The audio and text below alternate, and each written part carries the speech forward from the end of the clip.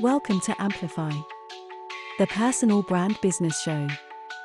Today on the show, Bob is speaking to Dan Bennett. Hi there, and welcome back to the Personal Brand Business Show. My name is Bob Gentle, and every week I speak with incredible people who share their secrets to building, marketing, and monetizing their expertise and the mindset you need for your business to grow and thrive. If you're new to the show, then while you still have your device in your hand, take a second to subscribe. If you're on an Apple device, I think that's the little plus icon in the top right-hand corner. But if it's not, you'll work it out, you're smart people. This week, we're talking video and video strategy. And if you're thinking now, video strategy sounds so boring and nerdy and technical, it's money in the bank, people. You need to pay attention. Video is really the one place where you can connect like nothing else. As somebody once said to me, your face is the best interface. And in this, there's nobody I hold in higher regard to help break down the barriers of video than Dan Bennett. Dan, welcome to the show. Hey, Bob. Thanks for having me. Awesome intro, man, because you've got me thinking about my own business. And I love that you use the word thrive. It's important. And I try and use it quite a bit when I'm speaking to people too, because it's one thing to get by and make something work. It's another to really enjoy what you're doing. And we both help other people as part of our work. So I think thriving for us means we're helping others thrive too. That's really cool. It absolutely does. And I think this really gets to the nuts of the question. And when I'm working with clients and I ask them to do things, and those things are uncomfortable, the first question I always get is, well, where's the ROI? Is this going to actually drive business for me? And my own experience with video is you can do all kinds of things, but as soon as you start doing video, it just elevates your status. And there's some kind of magical witchcraft around video that I kind of understand it, but it's your bread and butter. But you know what I need to do before we start piling into the meat and potatoes of this interview is, for the listener who's meeting you for the first time, can you maybe just tell us a little bit about who you are, where you are, and what you do? Yeah. So my name is Dan Bennett. My company is Video for Entrepreneurs. So I spent the last few years really trying to focus down, and part of that was a rebrand a couple years ago. Because a lot like if you think of something like General Motors or General Electric, I wanted people to understand what I did without having to ask me too many questions. So Video for Entrepreneurs, that's who I focus on and that's who I help. Have a background, a little bit of film and television, a lot of large corporate work and a lot of government contracting. I'm originally from Flint, Michigan, where I was born and raised up until a couple years ago. And what would happen is I'd go do all these large jobs. Yeah, they're kind of sexy. Yeah, I have some cool stories. Yeah, the logos look good on my website. But I would come back to Flint, Michigan, and I couldn't help my neighbor across the hall in their small business because they couldn't afford my rates. And it would keep me up at night, literally, not to be too dramatic, but it would. When I would think, man, I just helped, Harley Davidson make another $250,000 in their business, but I can't help my small business neighbor. There's got to be something we can do here. And in mid-2017, I started coming from behind the camera to in front of the camera myself from my own business, making content and really starting to try and figure out how to market online a little bit more. And as I was making that transition, realizing I was teaching myself as a professional video production person how to be on camera, I was like, man, I think I could help other people do this. And Carol Eckerly, a good friend of mine, still a client to this day, was my first kind of guinea pig. And we went to her house, drop shipped in all the equipment, set up her home studio. She started to learn how to edit her own stuff. And then all of a sudden, boom, she was leveraging video to grow her business within a couple months. And I was like, okay, I think there's something here. And my focus back then really started to be help people who film themselves, because the big dogs got the big budgets. They don't need my help anymore. Let me help professionals and entrepreneurs figure out how to do this and do it well. And I could bring my video production background into the mix as a teacher or consultant and help people do it even better than the average person. 2020, everything got expedited. I think it was the first time I was ahead of the curve in my life and career. And a lot of people were like, hey, I am still doing what I was doing, but I have to be on Zoom or I have to be on camera more often. And I look and sound terrible. Help, Dan. And so I made the transition from helping people in person build their studios to remotely. And it transitioned a lot easier than I thought it was going to. And that really catapulted me into where I am now, which is I help people all over the world build studios. And then after that, build camera confidence through strategy, which we'll talk about a little bit today. And I'm excited about that. And we also offer editing services. So if you got the first two parts figured out, you can still hand us your assets and we'll make them beautiful and give them back. And that's kind of the three pieces of the puzzle that we offer people who film themselves. A couple of years ago, moved to Dallas, Fort Worth, been here a couple of years, a lot of opportunity here, a lot of people, a lot of business. And so the last 2 years I've been building and focusing even further and meeting cool people like you and getting opportunities like this. So it's been a great ride. So with video, it's a ridiculously broad topic. It's literally anything that appears on a screen. So that's broad to the point of not being useful. If I look at the average information entrepreneur, expert, consultant, coach, creative, one of the challenges that they have is a lot of the time they maybe don't have much to show. So if I were working in fashion, video would be super easy, I'm going to imagine. Or if I were, so I watch the YouTube videos that my family watch. So if I were living in the Arctic wilds of Alaska, again, lots to talk about, lots to see and do because I'm outdoors all the time. As a consultant or as a coach, there's not much visibly going on. So a lot of the time it's going to be talking heads. And one of the problems a lot of people have in this is the fear of being repetitive because what am I going to talk about? I've talked about that already. And so you and I were speaking the other day about video strategy and how to be a little bit more intentional about the video we create, but also how to broaden things out. So I guess what I'd like to hear from you is for people in the expert economy, for example, how can they approach video strategy in a way that doesn't, I'm trying to think how to ask this question, in such a way that it stimulates or triggers creativity and diversity in what they're talking about, but without them having to be wacky all the time. Does that question make sense? Yeah, I think so. I know what it's bringing up for me, so I think so. When I do workshops, I have a slide that's a pie chart. And I was an engineer like 100 years ago, and I always make the joke that it's the last remnant of my engineering career from when I was young. And it's very literal. It's from the last 15 years of my work, and it's how much of each of these 4 slices of pie, the effort that it takes on my client's part really falls into place. So one tiny 5% slice is tech. That's the equipment we shoot with and the software we use to do what we're going to do with the video. The second is strategy. And even though it's a huge part of the work I do, and it's going to be a large part of our conversation today, it's still only 5% of that overall effort. The next 5% slice is distribution. Where's the video going to go? What's it going to do? Are we playing by the rules of the platform it's going to? And then I make the slide as big as I can on the next, or the pie as big as I can on the next one. And then I'm like 85%, that's what's left. And 85% of the work I do is convincing entrepreneurs to give themselves permission to be great on camera. And it sounds a little woo, but it's not. It is literally at the crux of the work I do once someone's hired me. So my thinking there and what kind of popped up as you were asking that question is, if you've ever heard someone say, especially when it comes to like sales and stuff like that, just put me in a room, or if I was just on a small stage, or if I was at the head of the conference room, or if I was just one-on-one with them at a coffee where I could really share my heart with them, or fill in the blank, whatever you're great at in real life. Video can be that for you. It often feels like you're transporting yourself to this weird place. It makes a lot of people uncomfortable and freeze up. A lot of the work I did, like I said, is mindset. It's how they think about their own selves and their own work. So if you start giving yourself permission to be great on camera, even if it's a little bit at a time, and you think about other places you're great in real life, you can bring that energy into video. And even if it's just a talking head, you can still make better video than other people. Because on the other end of that 2D image, someone like me can watch it and be inspired, and I can feel something. And a lot of that is subconscious. I'm feeling, I'm noticing emotion, I'm seeing body language, a mix of all kinds of things are happening. And if it's good, I'll stick around.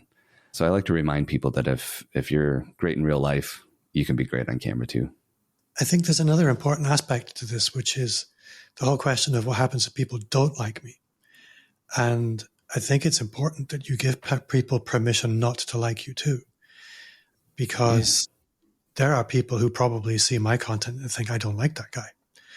But they're not my people. My people are the other people I give the opportunity to see the content, and they decide, you know what, I do like that guy. You can't have it both ways. You're going to have negative reactions. Yeah. But most of the time, it's important to acknowledge those negative reactions are professional and kept quiet, and I never hear about them. Trolls, in my world, they're quite rare. Yeah. But I think it's important to acknowledge that, yeah, you can show up and you can be fabulous on camera, but you're not going to be fabulous for everyone, and let that be okay, because that's how it is in real life. I like that. Yeah. Yeah. And plus, I mean, I'd rather have trolls than crickets. Yeah. So at least someone's watching, right? You've taken the time to make this great video. At least you're getting some eyeballs. Yeah.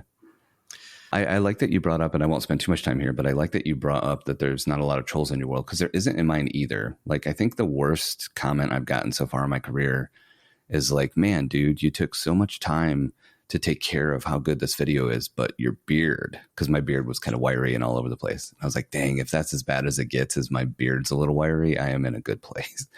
So I'm sure with a lot of education and people that know a lot about their craft, there is a little bit less risk than if you're acting or being funny or singing or doing something that you can harshly criticize a lot quicker. I do recognize that a lot of people at the beginning of their video journey are probably very self-conscious. They're probably hypersensitive to criticism. And I think it's probably important to reinforce that actually that is quite rare. And the analogy I often use with clients is, when you're walking down the street, you're not worrying about what people think of you. When you walk into a room full of people at a conference, if you're not on stage, and even if you are on stage, you're probably not worrying about what all these people think of you. The only difference with video is that you might be exposed to it and you cringe inside because you have to watch it. For me, that was one of the, if I know I never have to watch my video, I'm really cool with it.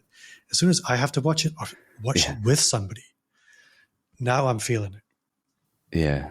Yeah, it's a great point. It reminds me of a late night talk show back in the day that Johnny Depp, the actor, was on, and he said something about never watching any of his movies, especially the Pirates of the Caribbean movies.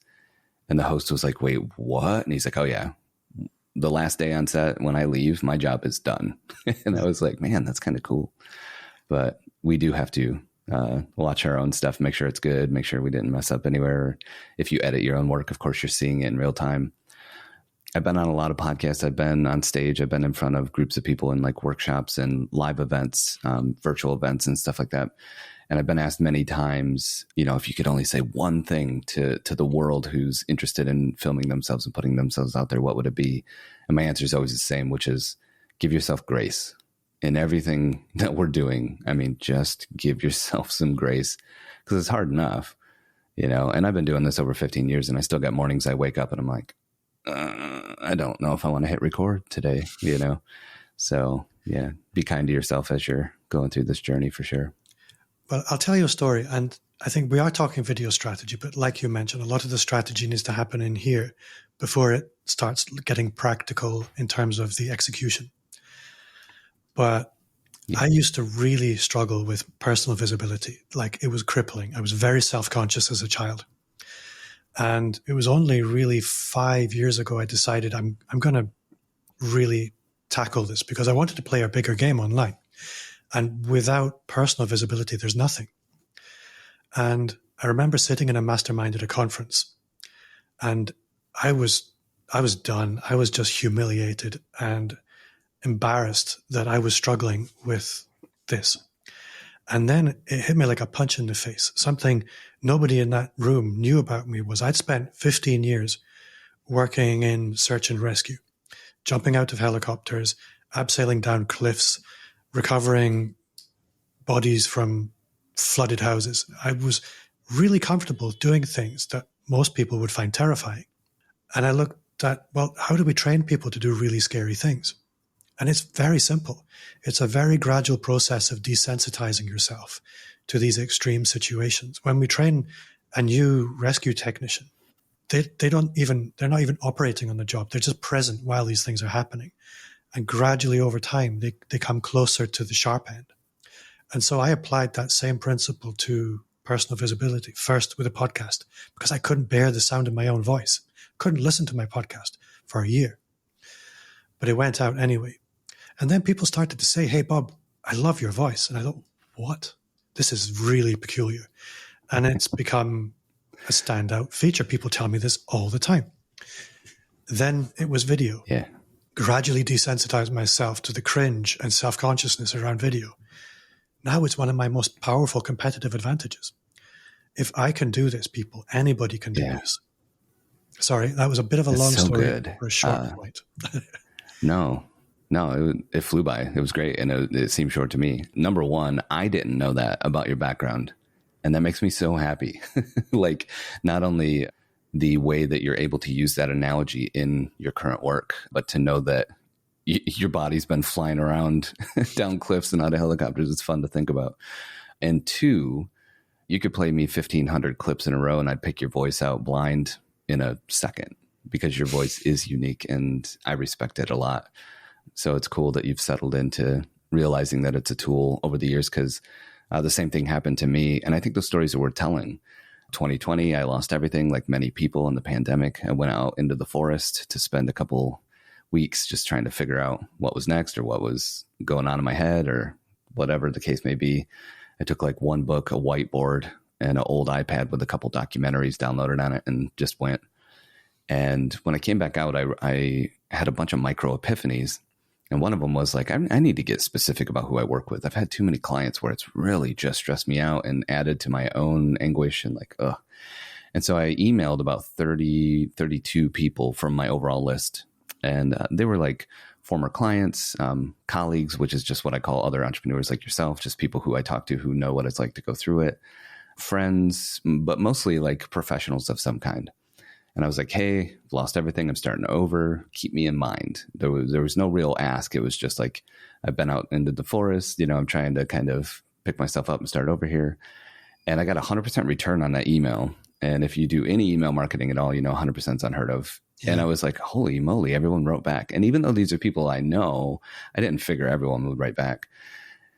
And those messages went from, I'm so inspired. Your vulnerability and your openness to share what you're going through and whatever is incredible, all the way to like, hey, when you're back up and running, you let me know exactly what you're looking for and I'll send people your way. So it was a really beautiful gamut of replies. And then I was like, ooh, if I got 100%, I'm going to send another email. So like a week later, I was like, thank you everyone for writing back. It really moved me. I saved every email in a folder so I could read them in the future.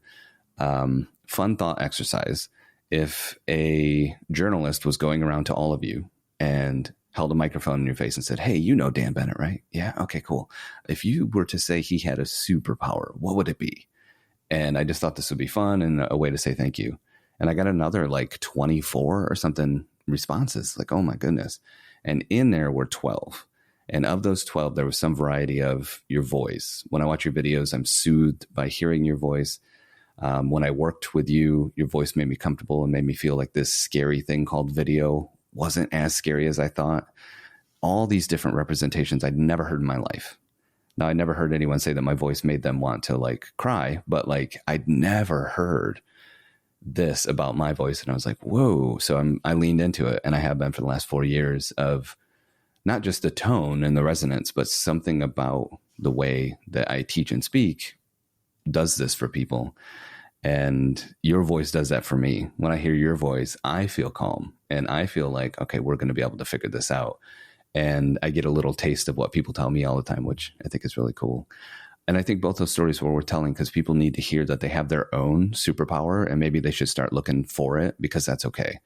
Whatever stands out with you can stand out on video.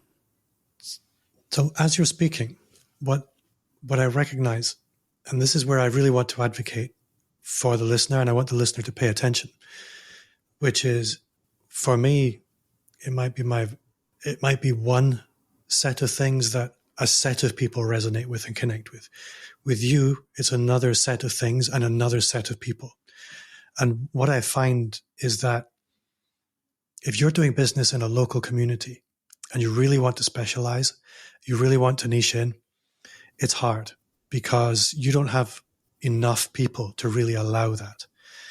Similarly, if you're walled into a local business community or social environment, not that many people necessarily are going to connect with your particular superpowers or a particular slice of your personality that they particularly like. But as soon as you start scaling up your visibility, that slice of people who are on your wavelength, they're on your slice of the spectrum, everything changes. And I think this is what I want people to understand is you may not have had this feedback that there's one thing about you we love, because not enough people have experienced it.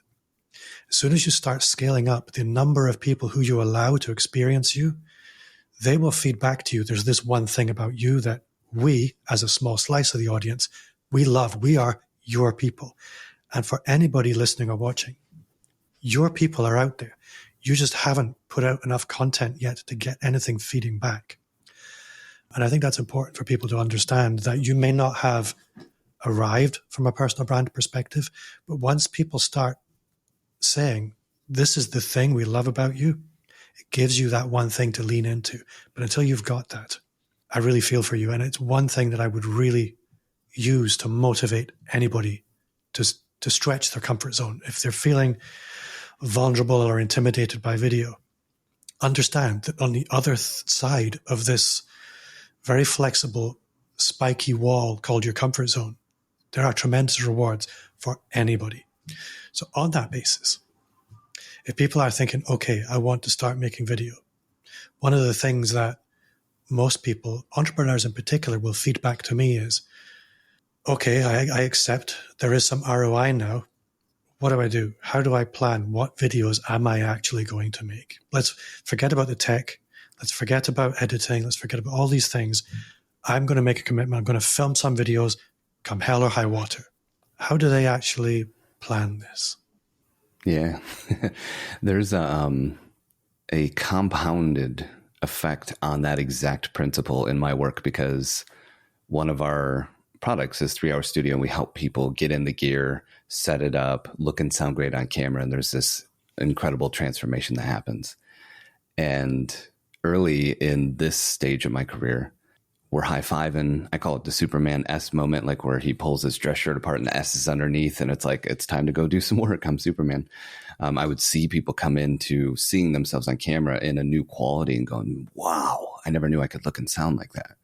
And then very quickly, because we're humans and that's how we solve problems, is what's next? What's next? The conversation would come up, oh man, what the heck do I say now? Like, I look and sound good, but like, oh, I have to hit record and do something. And that's where my methodology for strategy kind of came into play. And it came into play very naturally, organically. I would just do this work with anyone who hired me because I want them to feel good about being on camera. And I wanted to encourage them to do the one part I can't do for them no matter how much they pay me. And that's get the reps in. So I wanted to give them every single tool they could have for free to give yourself permission to get the reps in. And so I've led many horses to water. How many drink, that depends on the month and how good I am at my job. But I can get people there. And so then I started quickly focusing on strategy. And I was working with a marketing and messaging friend during my rebrand a few years ago. And he's like, you need a unique offer, like a unique proposition that's just yours. It doesn't have to be something you sell necessarily, but something you can kind of say and people can become familiar with. And I was like, well, I don't know, man. Like, and he started asking me great questions about, well, when you work with people, how does it go? And at some point in one of those, conversation 2 or 3, I was like, well, I do this like solar system thing, right? So very transparently, it's just hub and spoke. If you just imagine that in your brain, it doesn't get more complicated than that. But I'm a metaphor and analogy guy. That's the only way I know how to learn or teach. So I'm like, well, let me put some color on this hub and spoke thing. And I thought of our own solar system. I'm like, oh, that's where everything's interconnected and there's a center and things spin. Like, okay, I got it. And so this like casualness I'd been giving this information to people I started to really get focused on how do I make this something attainable, someone could grab. And so I built out a framework in Notion, the software. And if someone's got a free Notion account of their own, they could at least like duplicate it into their space and look at it anytime they want and at least have a sense of maybe what content they would make and why. But if you want to dive in, I can do like a high level of kind of how I think about that solar system, but I don't want to go too deep if you had other thoughts. No, I really do want to go deep into this. And I'll say for the listener, I got a peek into Dan's Notion setup the other day. And I can tell when somebody knows what they're doing with Notion. And I really do want you to dig into the solar system framework. He coined the phrase, frameworks foster freedom. And I've always loved this. And I think what I like about the solar system framework, you might call it, it's just the hub and spoke framework. It almost certainly isn't just that, because the storytelling around it allows you a lot of metaphors, and the metaphors are what will trigger creativity. Hub and spoke is not going to motivate or inspire anybody.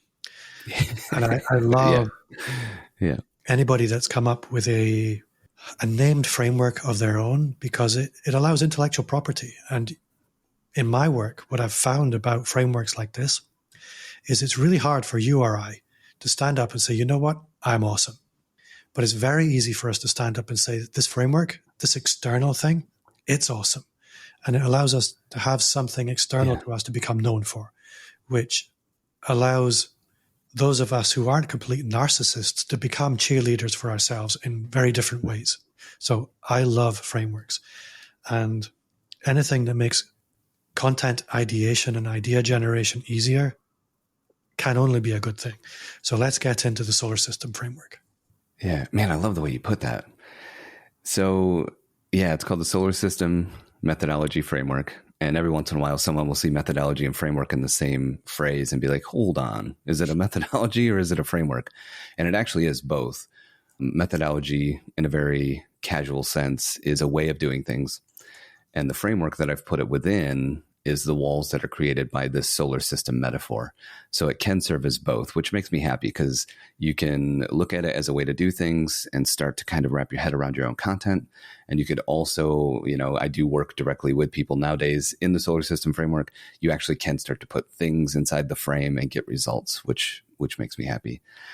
So I love the solar system metaphor because almost everyone is not only familiar with space, or maybe how things roughly work, but maybe they've built some kind of scale model in school, or they've thought about space more than the average person because they've either been fascinated by it, or again, school kind of forced it on them, that sort of thing. So people relate to it, and it's generally pretty easy to say solar system. People are just in with me. They get it. We're moving on. I don't have to break down what our solar system is. So it's super helpful. And then as I start to relate the things that are important to us as personal brands, as well as the work we're creating, it really starts to snap into place fast. And I don't have to do that work. Your brain's doing it for me. So that's a great call out that you just made there. So at the center of the solar system is the sun. I'll use my own work as examples of these things as I go through. The sun is your big idea. It's your North Star. If you're a Simon Sinek fan, it's your why. For me, I like to say it's that thing that gets me up in the morning. It's actually what I'm thinking about when I get up. And it doesn't mean that you necessarily make content about it. It's just that big piece of gravity in the middle that holds everything together. So for me, my sun is very simple, and it's to help entrepreneurs and professionals learn how to look and sound great on camera, which covers helping them get the gear, helping them get good on camera with strategy, and then helping them edit if they need that in the end. Each one of those is a stage to being better and better on camera. So next out, you have your planets. I like to use alternative names for these things that people might be familiar with. So they're like, oh, I see what he's saying. So planets could be themes, buckets, topics.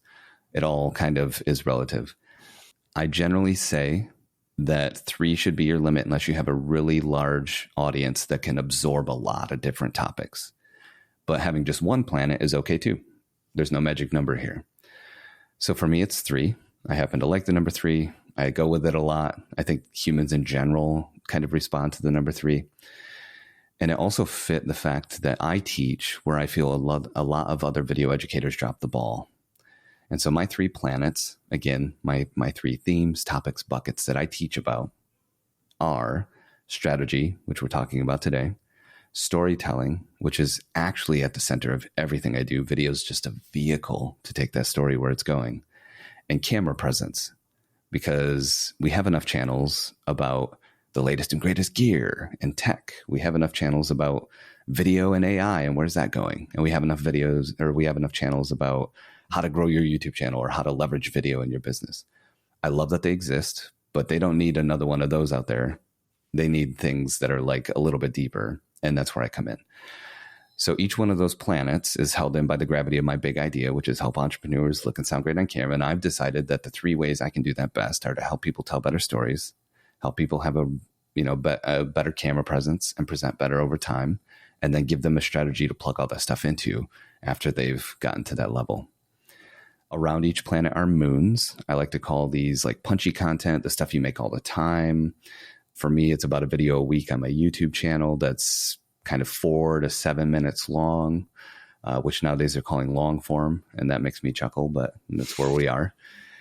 So if one of my planets is a deeper dive video, maybe 10 to 15 minutes long, strong call to action at the end, everything that leads to it, all these moon videos are all shorter. I get in, I teach, I get out. It's quick win type stuff. It's stuff you can go apply right away. So if one of my planets is camera presence, one of my moon videos might be like 5 ways to increase your camera presence without spending any money. So here's 5 things you can do to be better on camera, and you don't even have to go to the store. And then you could probably visualize these moons start stacking up. And there might be 5, 10, 15, 20 of them. And each one of these moon videos now, and I'll use my own channel again as an example, at the end of them, I say, well, now you've learned this important thing. Next, you should go watch this, because that's what ties it all together. And that goes up to my planet video. And on a YouTube channel, that's represented as a playlist. And at the head of that playlist is my planet video, the deep dive, the strong call to action. And underneath it are all of my moon videos that all point at that bigger video. And then beyond that, I have what I call satellites. They're just kind of floating around in the solar system. That's short form content. It doesn't mean just TikTok, Reels, YouTube Shorts. It just means anything that's short and compact, no matter where it lives. And essentially, that's generally content that is just getting on someone's radar. It's someone realizing you exist for the first time. So it's often shorter. It's punchy. I try and go for my big 4, which are being entertaining, educational, inspiring, and most of all, practical. That's the most important one to me when I teach my clients. 2 of those 4, I think, is a minimum. 3, that's a good video. And 4, I think, is a grand slam home run, So always be aiming to at least include 2 of those in your videos, especially your short form videos. And if you think of something like, say, TikTok, maybe it's a 30-second video where you teach a quick thing and someone's like, wow, that kind of resonated with me. And they go to your channel and maybe they watch 2 or 3 more and it's like, man, they're like speaking to me. And then they see in your bio, there's a YouTube channel and they're like, and they click on that. And then they got a 5-minute video that goes more in depth on the thing that was important to them. And at the end of that is a link to your planet video. And they're like, man, this is exactly what I need. Maybe I should listen to this strong call to action at the end. And that could be anything. Get on my newsletter, get on a call, learn this next thing, sign up for something that's coming up, maybe buy a course, whatever works in your world. But what you've done then is created this flow of gravity that takes someone who's never heard of you before and gives them every opportunity, eliminating every piece of friction you can. Take someone from just having heard about you all the way to possibly being fully in your world, and maybe even getting to the point where you're having a conversation just like this. And often in business, those are called breadcrumbs, right? It's like leading someone from never having heard of you all the way to your big idea, your sun. So it's a very high level and quick kind of overview of the solar system and how it can take you from making videos and putting them out and hoping they do well to creating videos with purpose, implementing them purposefully through strategy, and then giving people the easiest way possible to never having heard of you all the way to possibly purchasing from you. So in a nutshell. So I really like this. And I've been dabbling with YouTube for a couple of years and often struggle with, on the one hand, how do I keep things tight? But on the other hand, how do I build in enough diversity to be interesting and make it sustainable for me? And the framework that you outlined there, while on the surface it's quite simple, it is elegant and sophisticated enough to allow me to, because of the storytelling you build in, prioritize different things, which I really like. There's probably a lot more that we could say about it. But the one question that crops up for me is, people come to video from very different places with very different ambitions in mind and different degrees of video strategy assumptions. Some people will consume TikTok content and at some point they're triggered and they think, you know what, I need to get on this. Somebody else might be thinking, I want to build a YouTube channel. Somebody else might be thinking, I want to become more persuasive and demonstrate some visible thought leadership on LinkedIn. Each of these is valid. But from my perspective, I like as much ROI as possible on video. So an analogy that I often use is that of building a discovery asset. I take things like TikTok or LinkedIn, and I think for me, they're a little bit like going to the casino. You can get lucky with content on those platforms, but you could just as well fritter away an awful lot of time. Whereas with YouTube, it's like putting money into a high interest bank account. But I'm aware that that's just one perspective. And I am also somebody who's able to hold multiple perspectives as equally true at the same time, which is why I would invite your perspective on that. I am really invested in my own world, which then kind of leaks out a little bit to current clients or colleagues that I have conversations with, accountability partners, mentors, that sort of thing, where I do share my ideas. I'm very open about them all the time. And something I've been working on a lot is this idea of gamut thinking. And it comes from the fact that I get questions and I have to give hard answers all the time. So one that comes up all the time is, hey, Dan, like, I have a really polished brand and my business image is important to me. And so should I really polish this video a bunch before we put it out because it's representative of this thing? Or should I just get it out there, better done than perfect. So, Dan, polish or publish or better done than perfect. And I say, yep. And they hate it. And I quickly apologize that I have to be that guy in almost every answer I give. Because if those are the extremes of that gamut thinking, that spectrum, where do you fall? And when I do workshops, I use an image of a screwdriver, the drink, and the tool. And the tool's like, oops, didn't mean to put that on the slide. And next is the orange juice and vodka drink. And I say, if you've never had one and you just did 50% vodka, 50% orange juice, for a lot of people, that might be too strong. And maybe you make the next one 75% juice, 25% vodka. And it's like, oh, that's pretty good. I can see why people like this. And what that turns into is you finding the place on the spectrum that works for you. So if one end is do nothing, never try TikTok at all, and the other is like, man, TikTok works for everyone else in my field, I'm all in. It's probably something in the middle where you're doing what you know works and you're experimenting in a way where you're very conscious of the time you're spending and you're very conscious of the ROI, and you're going to do it in a very specific way to see maybe how TikTok works for you after 60 days.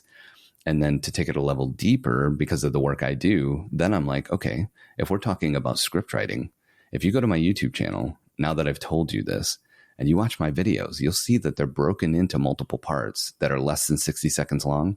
So if I ever want to go back to my body of work and pull out 60-second or less clips from them, they're all individual tiny stories in the bigger story that I could put on YouTube Shorts, TikTok, whatever I wanted to. And I wrote those scripts that way on purpose to give myself that freedom in the future if I ever wanted to go and experiment on a short form platform. So you could think about just your next 4 videos, whatever they are. Maybe script them in a way where the good chunks are all kind of small and you could pull them out later and do some experimentation on a shorter platform.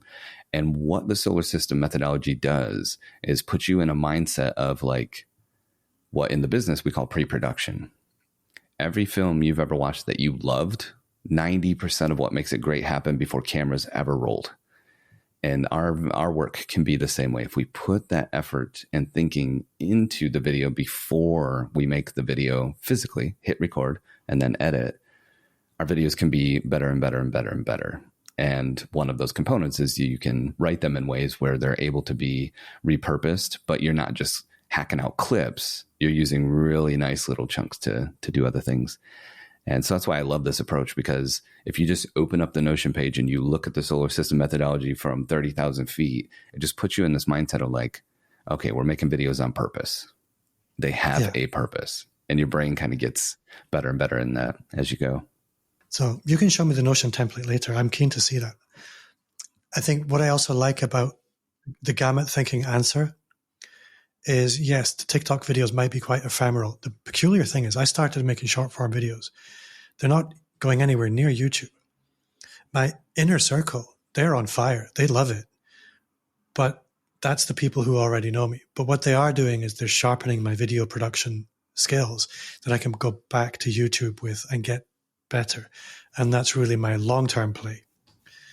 So there's lots of ways of looking at this. Well, I like that too. And those are your ambassadors, right?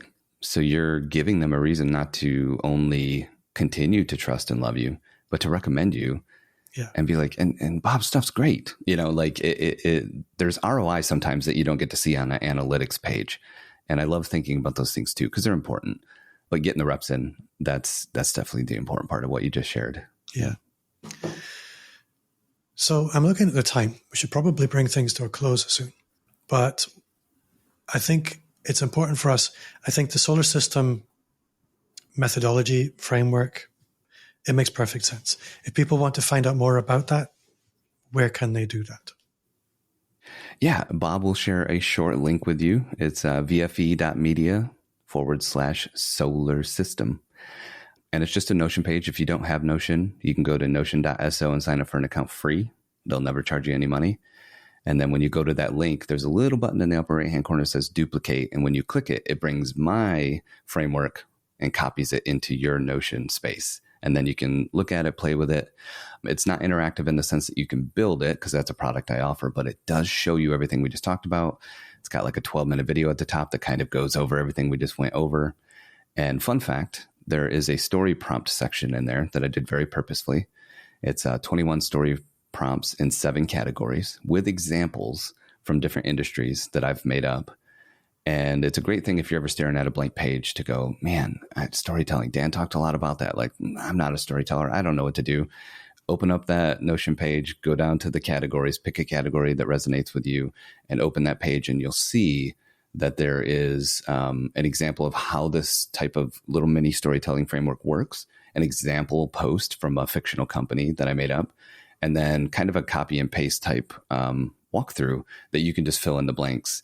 And the one thing I've found that works so well in my work is taking what people consider fictional story frameworks, things you see in films, video games, comic books, all the things we love, and shoving real life into those frameworks. And if you take something that you might pass off as like, oh, that's for like writing books and making movies, I'm not that. You take that framework and you take real life experience and put it in it, you'll find yourself telling better stories naturally. And so there's some really fun little story prompt type stuff in there too to add a little extra value. So for the listener, that probably looked like a hell of a good setup, but honestly, I didn't even know you'd productized this. I'm really excited to see that. And one of the things that we spoke about earlier was the mindset. Been working on it for a while. Yeah. Well, I can tell.